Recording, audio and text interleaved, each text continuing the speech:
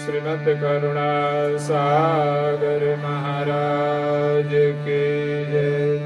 Caval धाम की जय। श्री विचलदास जी महाराज की जय। धर्म प्रियदास जी महाराज की जय।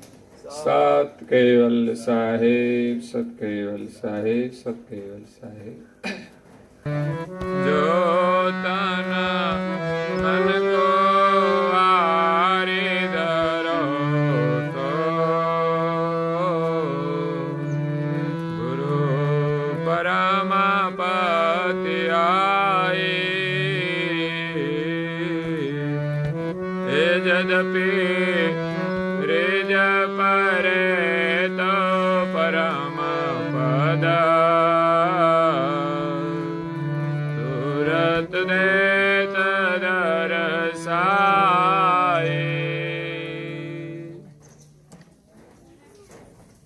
પ્રેમી ભક્તજનો,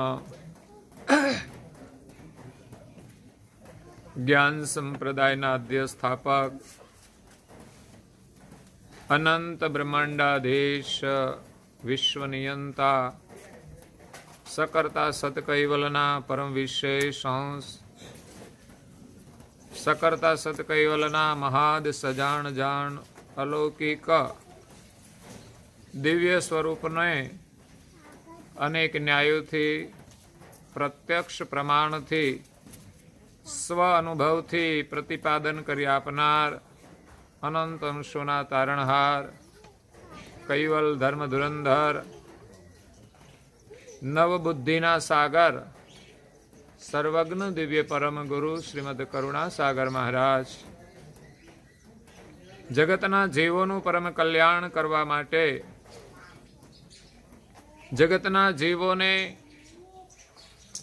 જગત કર્તાનો સંદેશ આપવા માટે, જગતના જીવોને ભવબંધનમાંથી મુક્ત કરવા માટે અકળ વિભૂતિનો અતિ દિવ્ય મનુષ્ય દેહ ધારણ કરી આ વિશ્વની અંદર 14 લોક અને 7 દ્વીપની અંદર પ્રગટ થયા. જગતના જીવોનું કલ્યાણ કરવા માટે દિવ્ય પરમ ગુરુએ જંબુદ્વીપની અંદર 15 ધર્મ ગ્રંથોની રચના કરી છે, જે ઉપદેશ દ્વારા દિવ્ય પરમ ગુરુએ જગતના જીવોને જગત કર્તાની ઓળખાણ કરાવી છે કે આપણા સર્જનહાર કોણ છે. જ્યાં સુધી આપણે જગત કર્તાનો નિર્ણય ન કરી શકીએ ત્યાં સુધી આ જીવ કાયમને માટે આ સંસારના બંધનમાંથી છૂટી શકતો નથી. આગળ ઘણા મહાપુરુષોએ ભક્તિ કરી છે અને જગતના જીવોને ભક્તિનો ઉપદેશ આપ્યો છે, પરંતુ એ ભક્તિથી જીવોને દેવધામની પ્રાપ્તિ થાય છે, પરંતુ આ જગતના જે સર્જનહાર છે એને જગતમાં કોઈ જાણતું નથી. જ્યાં સુધી જગત કર્તાની ઓળખ ન થાય ત્યાં સુધી જગત કર્તાની પ્રાપ્તિ થતી નથી અને આ અંશને અખંડ મોક્ષની પ્રાપ્તિ થતી નથી. જીવનું કલ્યાણ કરવા માટે એક પરંપરા છે,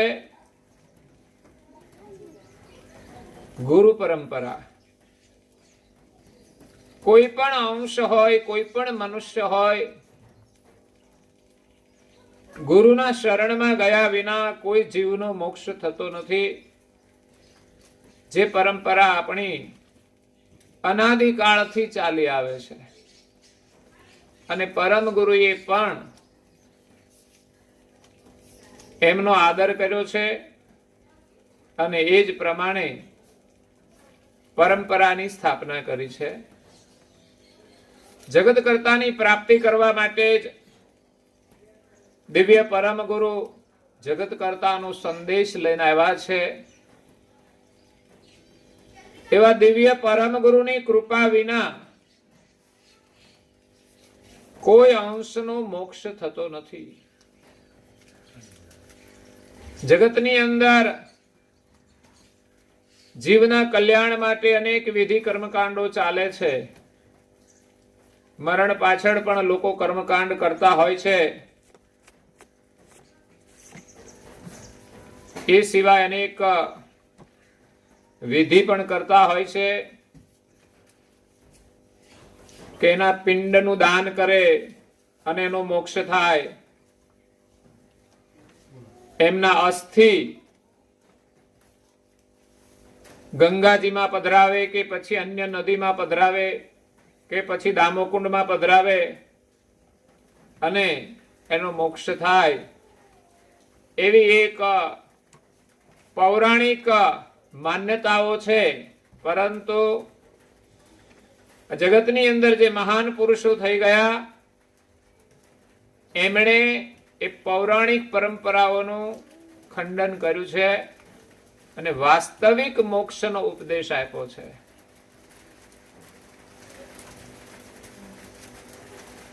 કોઈ પણ જીવાત્માના દેવલોક થયા પછી પાછળથી જે કંઈ વિધિ કરવામાં આવે એમના દ્વારા એ જીવનો મોક્ષ થતો નથી. પરંતુ પાછળના પરિવારજનોના સંતોષ માટે એક પૌરાણિક વિધિ કરવામાં આવે છે. એવી માન્યતા હોય છે કે શરીર છોડીને જીવ ગયા પછી 12-13 દિવસ અહીંયા જ રહે છે. અહીંયા એટલે અહીં કઈ ઘરની અંદર નહીં, પણ એમ કે બહાર બેસે છે, નેવે બેસે કે ગમે ત્યાં બેસતા હોય. આવી માન્યતાઓ છે. એટલે 12-13 દિવસ સુધી લોકો શોક રાખે છે અને 12મા-13મા દિવસે કર્મકાંડ વિધિ મોટા ભાગના લોકો કરતા હોય છે. જો કે જ્ઞાન સંપ્રદાયની અંદર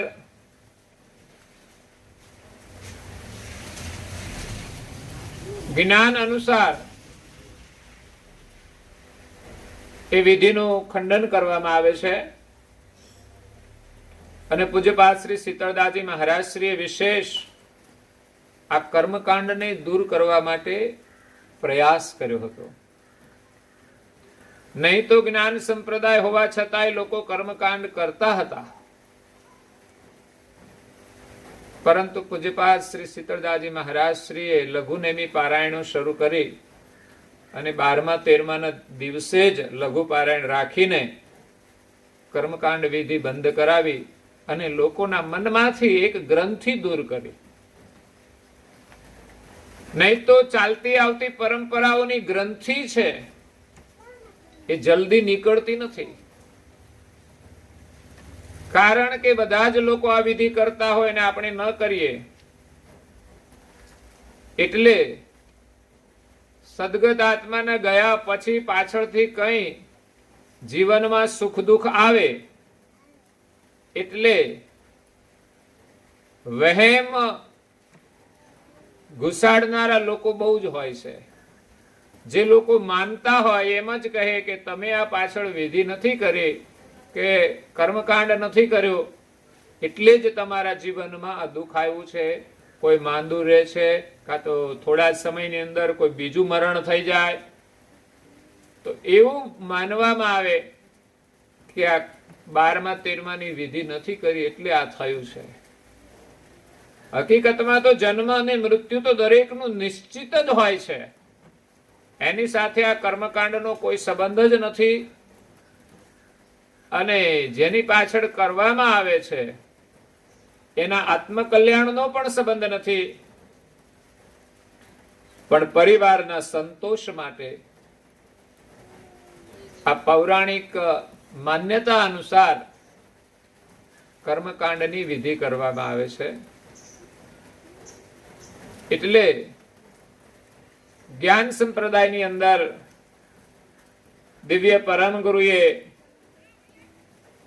અંધશ્રદ્ધાઓનું ખંડન કર્યું છે, કર્મકાંડનું ખંડન કર્યું છે કે કર્મકાંડ એની રીતે બરાબર હોય, સામાજિક વિધિ વિધાન છે એની રીતે બરાબર છે, પણ એવા કર્મકાંડથી જીવનું કલ્યાણ થતું નથી કે જીવનો મોક્ષ થતો નથી. મોક્ષની પ્રાપ્તિ કરવા માટે તો જીવે સ્વયં ગુરુના શરણમાં જઈ જ્ઞાન પ્રાપ્ત કરી જાગૃત થઈ અને સ્વયં સાધના કરવી પડે છે. એ સાધનાની અંદર પણ સહેજ ચૂક પડે તો પણ જીવની સદગતિ થતી નથી. એટલે દિવ્ય પરમ ગુરુ અહીંયા મોક્ષનો ઉપદેશ આપતા સ્વરચિત સક્રત ચિંતામણી ગ્રંથના 17મા અંગને વિશે કહે છે કે જો તનમન કો વારી ધરો તો ગુરુ પરમપતિ આઈ, જદપિ રીજ પરે તો પરમ પદ તુરત દેત દર્શાઈ. ગ્રંથનું નામ છે સક્રત ચિંતામણી. સક્રત એટલે સર્જનહાર અને ચિંતામણી એટલે જેનું ચિંતવન કરવાથી આપણને એની પ્રાપ્તિ થાય એની ચિંતામણી કહેવાય છે. ચિંતામણીની ઉપમાઓ આપવામાં આવે છે કે કોઈ પદાર્થ રૂપી ચિંતામણી છે ને એ હાથમાં રાખીને તમે જે ચિંતવન કરો તે મળે, પણ પદાર્થની વાત છે, મોક્ષ મળતો નથી. પરંતુ અહીંયા દિવ્ય પરમ ગુરુજીએ આ ગ્રંથનું નામ જે ચિંતામણી રાખ્યું છે તે વાસ્તવિક ચિંતામણી છે, જેના દ્વારા દુનિયાની વસ્તુઓ તો મળી શકે પરંતુ જીવ ચાહે તો એને મોક્ષ પદની પ્રાપ્તિ પણ થઈ શકે છે. એવો આ ગ્રંથ રૂપી ચિંતામણી છે. જેમ પેલું પદાર્થ રૂપી ચિંતામણી હાથમાં રાખીએ અને ચિંતવન કરવાથી ઈચ્છિત વસ્તુની પ્રાપ્તિ થાય કે દેવલોક સુધીના સુખની પ્રાપ્તિ થાય,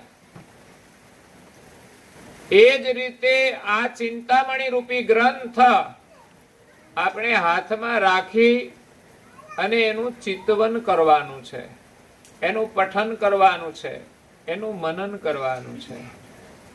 અને એનું અભ્યાસ કરવાથી આપણને સક્રતનું સ્મરણ થાય છે. સક્રત જેમણે આ જગતનું સર્જન કર્યું છે એ સક્રત છે. જેનાથી સર્જન થતું નથી તે અકરત બ્રહ્મ, અકર્તા છે. અને જગત કર્તાએ જે રચના કરી છે એને ક્રત કહેવામાં આવે છે. એનું કાર્ય છે, જે ઉત્પન્ન થયું છે, જે કરેલું છે એ ક્રત છે અને કરનાર એ સક્રત છે. તો આ ગ્રંથનું પઠન કરવાથી, એનો પાઠ કરવાથી સર્જનહારનું સુમિરન થાય છે.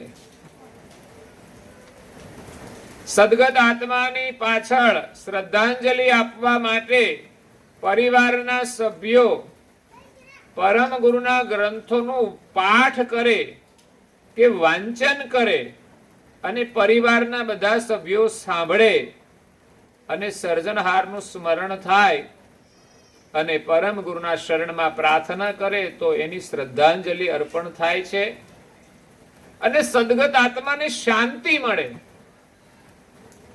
મોક્ષ તો ક્યારે મળે કે સદગત આત્મા સ્વયં સર્જનહારનું સ્મરણ કરે અને એની સાથે એનો એક તાર થઈ જાય, એની વૃત્તિ માયામાંથી છૂટી પરમ ગુરુમય બની જાય અને પરમ ગુરુની રીજ પ્રાપ્ત થાય, તો પરમ ગુરુની કૃપાથી અંશને પરમ મોક્ષ પદની પ્રાપ્તિ થાય છે. એટલે આપણે એમના પાછળ જે પારાયણ કરીએ છીએ એ સદગત આત્માની શાંતિ માટે અને સદગત આત્માને પુનઃ માનવનું જીવન મળે અને પરમ ગુરુનું શરણ મળે એટલા માટે સત્સંગ પારાયણ થાય છે. બીજું કે સદગત આત્માના જે પરિવારજનો છે એમને પણ સહાનુભૂતિ પ્રાપ્ત થાય, સાંત્વના મળે અને એમનું કલ્યાણ થાય, એના માટે આ પારાયણ છે.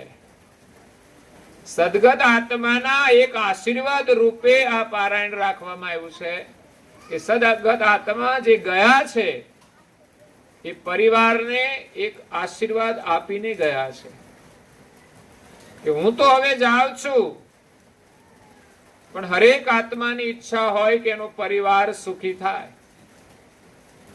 અને એના પરિવારજનો જ્યારે એમના પાછળ આવું શુભ કાર્ય કરે કે જે સત્સંગ દ્વારા જીવ માત્રનું કલ્યાણ થાય,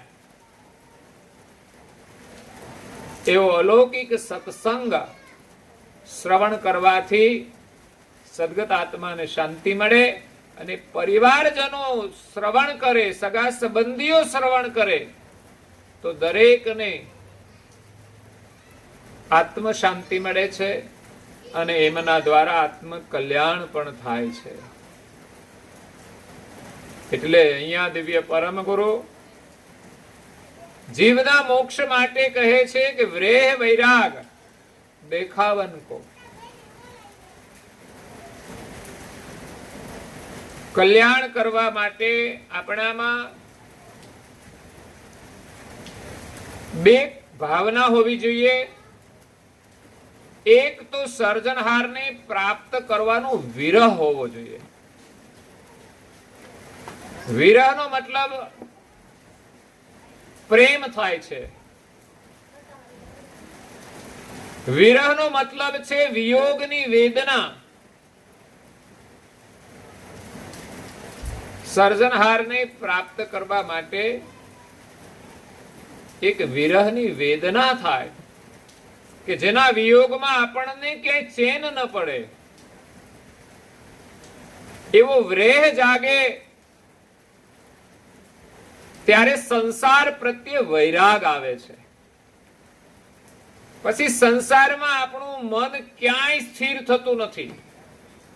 સંસારમાં રહીએ ખરા, કુટુંબ પરિવાર સાથે બધું કામકાજ કરીએ, પણ મન યા તો આપણું ચિત્ત એ તો સર્જનહારમાં ચિત્તવનમાં જ લાગી જાય છે.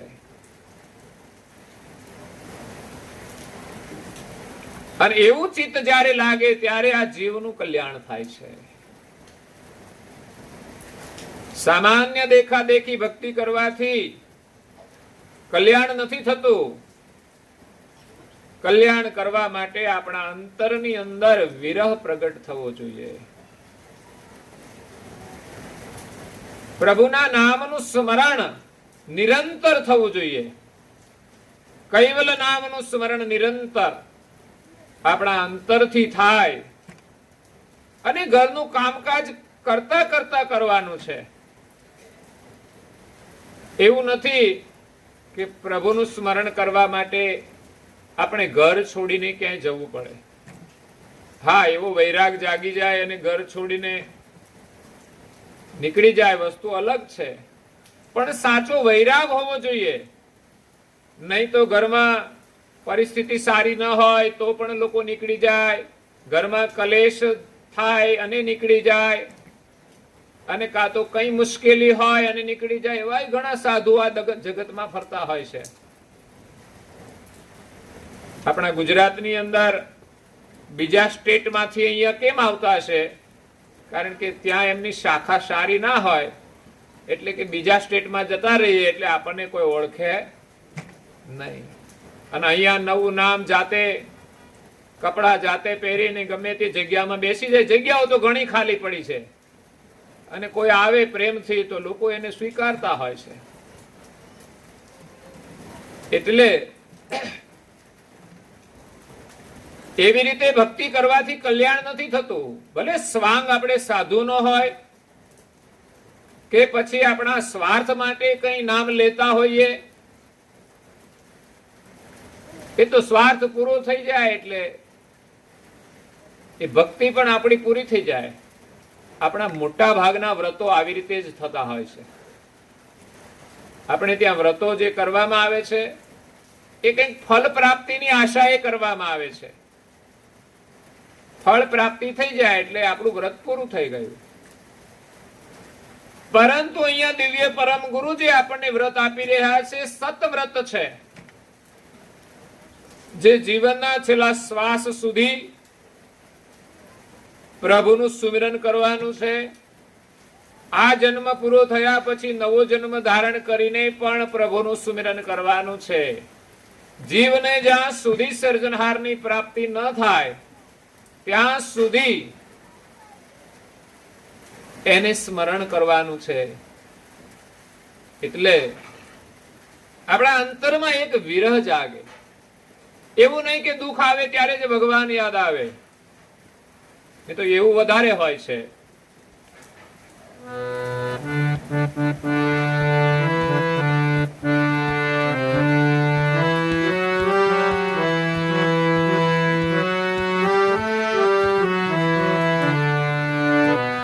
એ સુખ આવે ને વિસરું તને,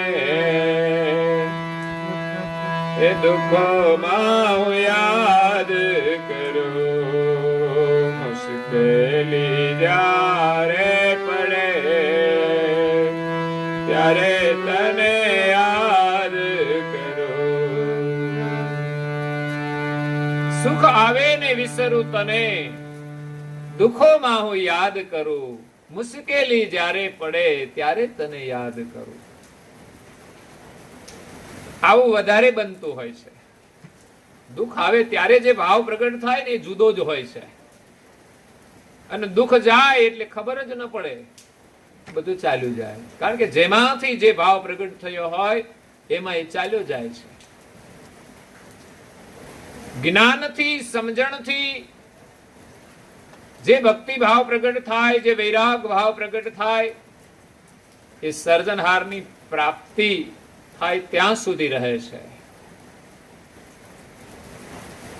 એ સંસારના સુખોથી પ્રભાવિત નથી થતો અને દુઃખોથી ભયભીત નથી થતો. દુઃખ આવે તો પણ એ ડરતો નથી. દુઃખમાં પણ એ હિંમતથી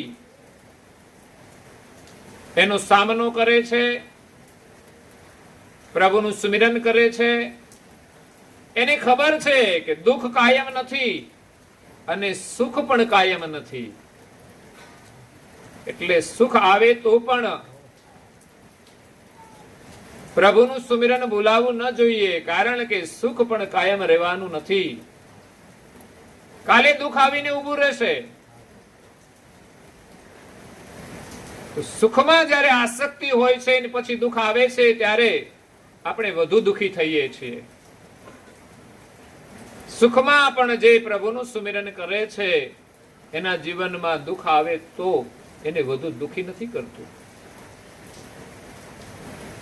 આ પ્રભુ સ્મરણનો મહિમા છે, પ્રભુ સ્મરણનો લાભ છે કે દુઃખમાં પણ આપણી વૃત્તિને સમ રાખે, દુઃખમાં પણ આપણને પ્રસન્નતાથી જીવવાનું મનોબળ આપે. જીવનમાં સુખ અને દુઃખ આવતા અને જતા જ રહે છે. અનેક પ્રકારના દુઃખો છે, એટલે એ દુઃખોમાંથી છૂટવા માટે નિરંતર આપણે કૈવલ્યનું સુમિરન કરીએ.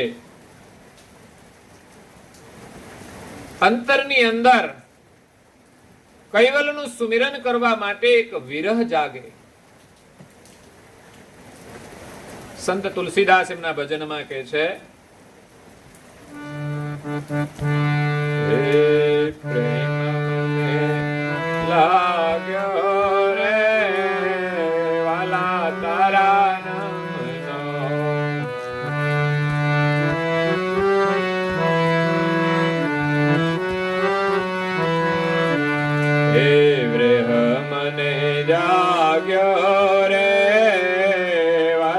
તારા નામનો.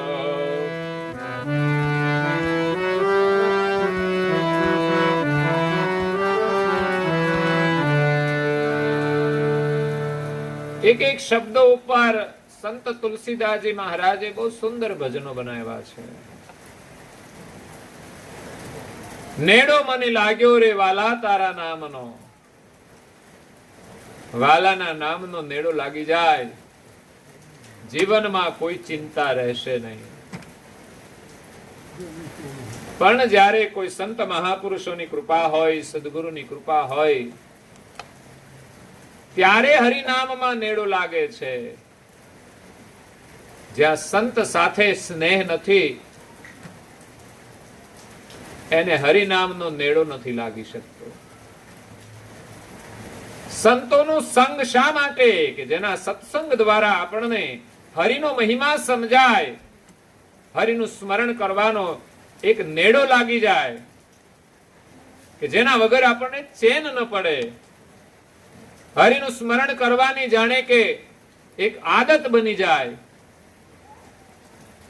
જેમ લોકોને વ્યસન હોય છે, બહુ મોટા ભાગના લોકોને હશે, બીડીઓ ફૂંકવાની, પડીકીઓ ખાવાની, મસાલા ખાવાના અને ભક્તિ કરવાની. પાછી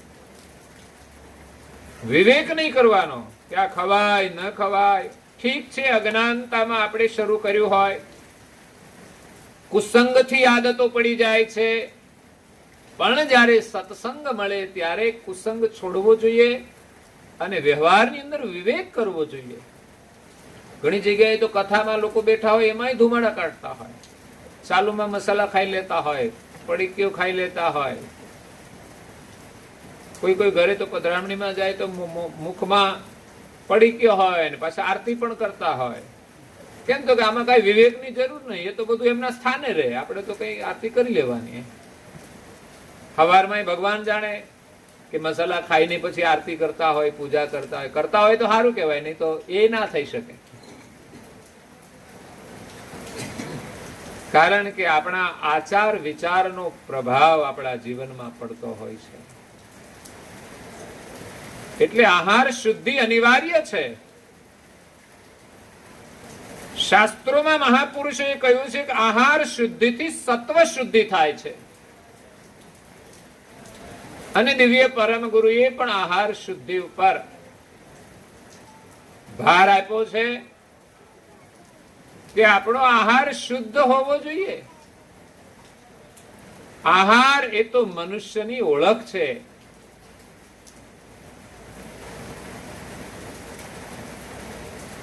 કહેવામાં આવ્યું છે, નિબલ બખે સોઈ નીચ કહાવત, સહાર વખે સોઈ સ્વામી,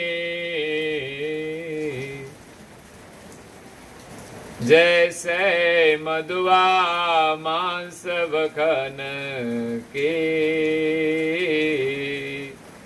એની જાત નકામી. નિબલ બખે સોઈ નીચ કહાવત. જે હલકો આહાર ખાય છે, જે અખાદ્ય વસ્તુ ખાય છે, જે માંસાહારનું સેવન કરે છે, જે ઈંડાનું સેવન કરે છે, જે મદ્યપાન યાને શરાબનું સેવન કરે છે, એ બધા જ નીચ ગણાય છે. ભલે જન્મ ઉચ્ચ વર્ણમાં લીધો હોય, પણ એના સંસ્કાર નીચ છે, એનો આહાર નીચ છે. તો વ્યસન માત્ર એમાં આવી જાય છે. તમાકુનું સેવન પણ નિષેધ છે. પછી આપણે ધુમાડા કાઢીએ કે પડીકી દ્વારા ખાઈએ કે ગમે તે રીતે, ખરેખર જીવનમાં નશીલા પદાર્થોનું કોઈ વ્યસન હોવું જોઈએ નહીં. આપણે તો શુદ્ધ શાકાહાર કરવો જોઈએ. શાકાહાર અને એમાં પણ ભક્તિ કરવા માટે શુદ્ધ આહાર, શુદ્ધ શાકાહાર. નિબલ ભખે સોય નીચ કહાવત અને સહાર ભખે સોય સ્વામી. જે શુદ્ધ આહાર કરે છે એ ઉચ્ચ વર્ણ છે, એ સ્વામી છે. जैसे मधुआ मांस भखन की, जे मद्यपान करे, जे मांसाहार करे, नीची जात नकामी. એ જાત કોઈ કામમાં આવતી નથી, એ જીવનું કલ્યાણ થતું નથી. એટલે પરમ ગુરુના શરણમાં આવ્યા પછી આપણે વિચાર કરવો જોઈએ કે આ વસ્તુનું સેવન કરવું જોઈએ નહીં. આજે તો મૂર્ખ લોકો છે, મોડર્ન લોકો થઈ ગયા છે કે લગ્ન પ્રસંગોની અંદર પેટીઓ ને પેટીઓ લાવીને પાય છે લોકોને, જાણે કે રિવાજ બની ગયો. આ કેટલી બધી મૂર્ખતા છે. અને વળી પાછા લગ્નની અંદર ગ્રહ શાંતિ કરાવે. આમાં ગ્રહ શાંતિ થાય ખરી? ગ્રહ શાંતિ કરીને પાછળથી તમે પેટીઓ લાવો, એ ઘરમાં ક્યારે શાંતિ રહેવાની નથી. કારણ કે આવું પાયને એમનો પરિવાર તો પાયમાલ થશે, પણ સાથે સાથે સગા સંબંધીઓ જે આવે ને જે પીવે બધા જ અધોગતિમાં જવાના છે. બધાના ઘરમાં આ દૂષણથી અશાંતિ આવવાની. માણસની અંદર એક વિવેક બુદ્ધિ પણ નથી કે આપણે શું કરી રહ્યા છીએ. મદ્યપાન, શરાબ, દારૂ એ દાનવોનો આહાર છે, દાનવોનું પીણું છે. અને દાનવોનું કાર્ય હંમેશા દેવ વિરુદ્ધનું જ હોય છે. દેવો જે કઈ સારું કાર્ય કરે એટલે વિપક્ષની ભૂમિકા ભજવી અને દેવો એનો વિરોધ કરે, એનો વિનાશ કરે.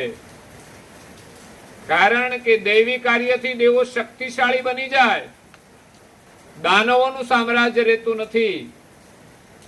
એટલે હંમેશા દાનવો દેવોને પ્રતાડિત કરતા હતા અને આજે પણ એ જ પરંપરા ચાલે છે.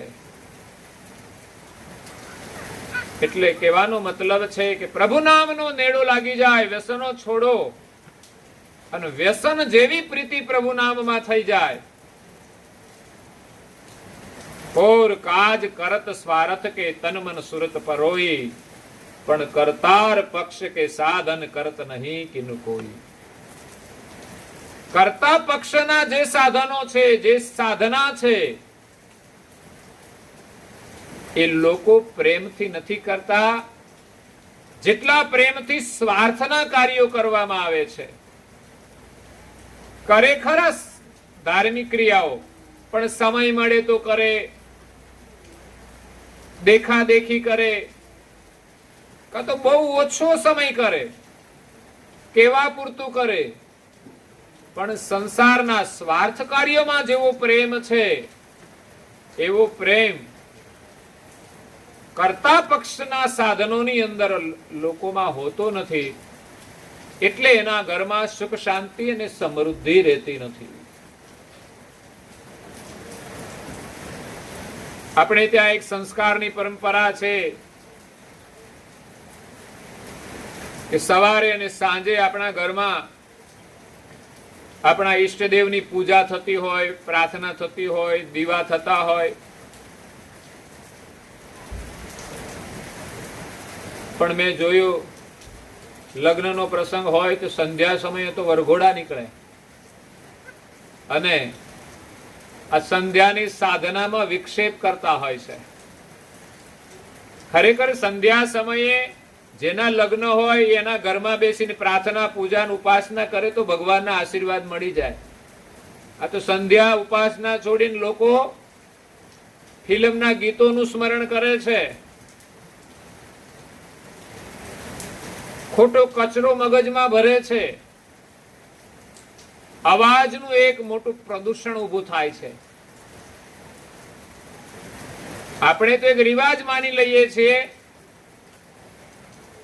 પણ ખરેખર એની અસર આપણા જીવનમાં વિપરીત થાય છે.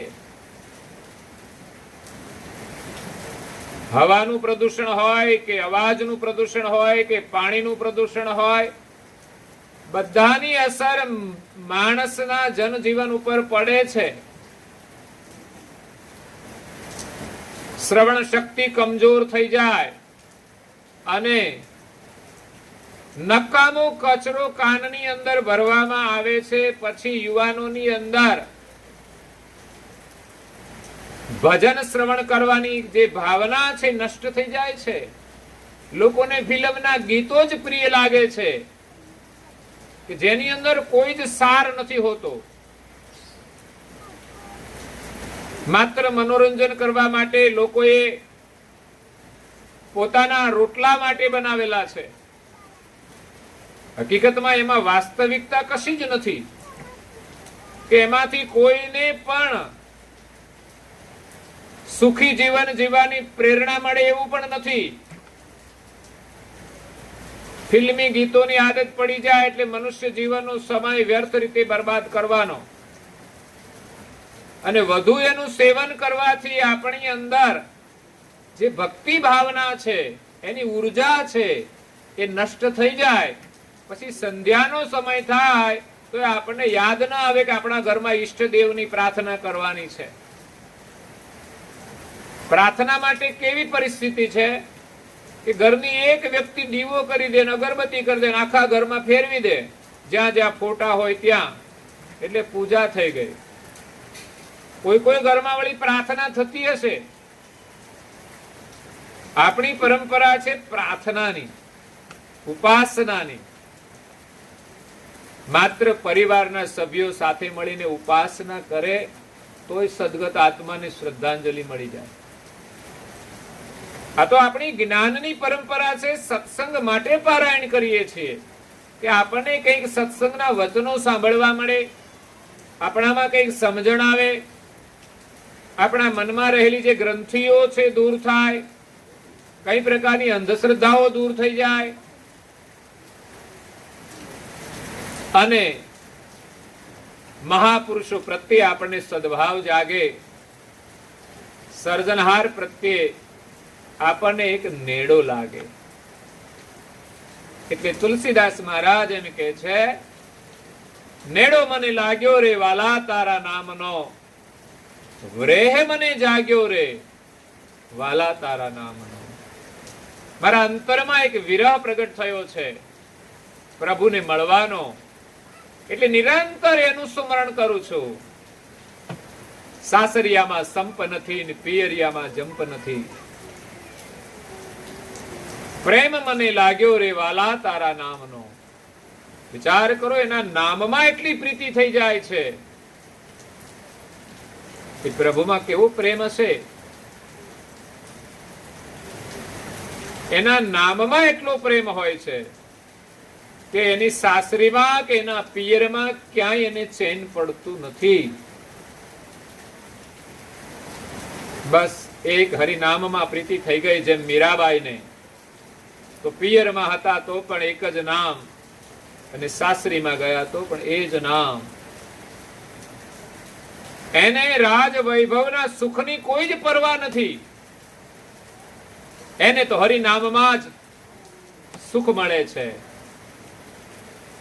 કોઈ એના ભજનમાં કહ્યું છે, એ મીરાને રટવા રાધે શ્યામ, મીરાને રટવા રાધે શ્યામ.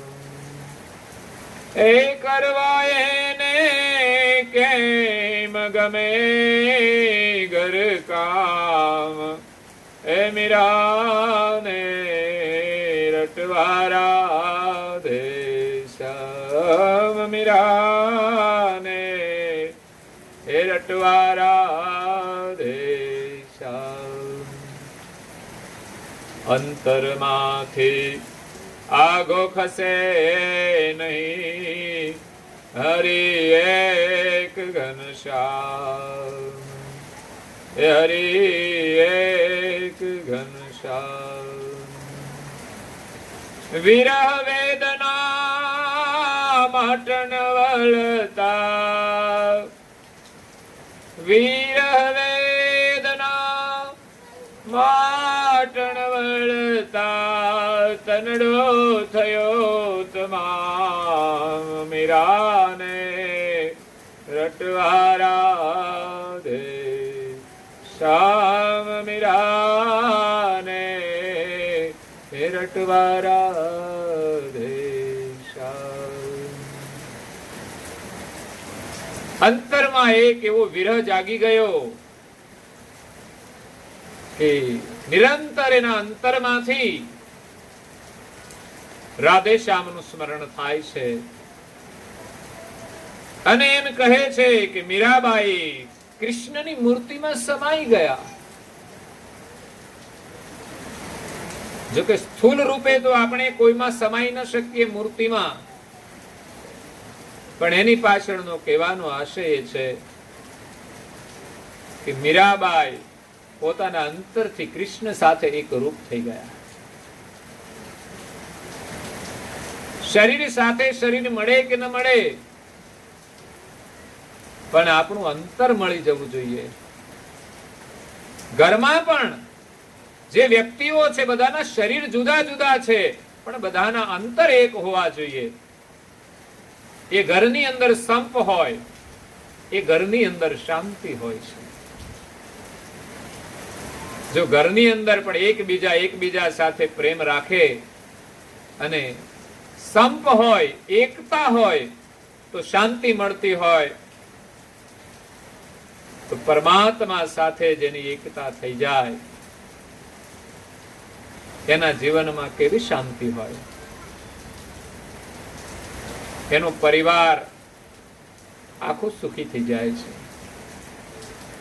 એક એક મહાપુરુષો જે પરિવારમાં થયા છે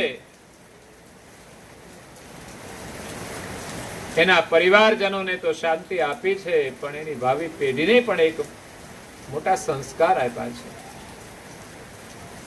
એટલે અહીંયા દિવ્ય પરમ ગુરુ કહે છે કે જો તન મન કો વારી ધરો, આપણું તન અને મન પરમ ગુરુને અર્પણ કરવાની આપણી ભાવના હોવી જોઈએ. અને સાચા અર્થમાં જો આપીએ તો પરમ ગુરુને આપણા પર વિશ્વાસ આવશે. સંસારના સંબંધોમાં પણ એકબીજાનું સમર્પણ જ વિશ્વાસને મજબૂત કરે છે.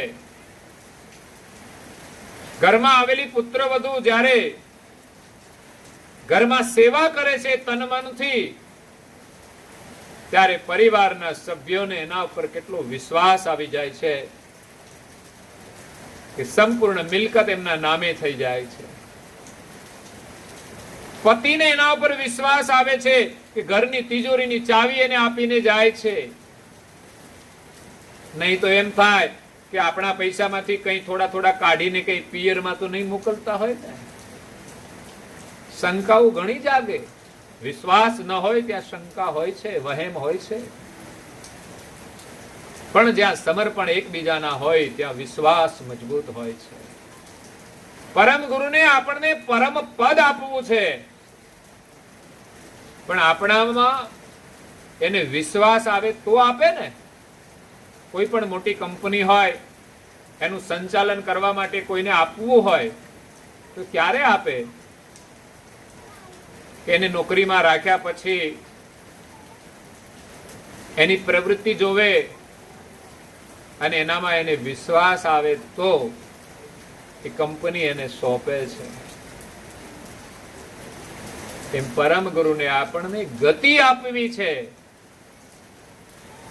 પણ આપણામાં વિશ્વાસ આવે તો.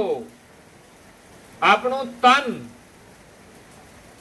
જે ક્ષણભંગુર છે, રેવા વાળું નથી, છતાં પણ એમાં કેટલી મમતા રાખીએ છીએ. સંસારના સ્વાર્થ કાર્યોમાં તનતોડ મહેનત કરીએ છીએ, પણ પ્રભુની સેવા માટે જો આપણે અર્પણ ન કરીએ તો પછી વિશ્વાસ કેવી રીતે આવે? પ્રભુ આપણને થોડી ગતિ આપે ને આપણે આપણો સ્વાર્થ સિદ્ધ કરીએ, આપણે મોટા થઈને પૂજાઈએ, તો પછી પરમ ગુરુ આપણને ગતિ આપતા નથી. એટલે પહેલા એને વિશ્વાસ આવે તો જે ગતિ આપે છે, એવો વિશ્વાસ દિવ્ય પરમ ગુરુને પૂજ્ય શ્રી નારાયણદાસજી મહારાજ શ્રીમાં આવ્યો અને કહ્યું કે નારાયણદાસ તુજ સમો જુગમે પ્રિય ન કોઈ, જબિત પ્રતીત ગતિ પરમ કી કહન આયે હું મમ તોય. પરમ પદની જે પરમ ગતિ છે, મહાન ગતિ છે, એ હું તને આપવા માટે આવ્યો છું, કારણ કે મને તારા ઉપર વિશ્વાસ આવ્યો છે.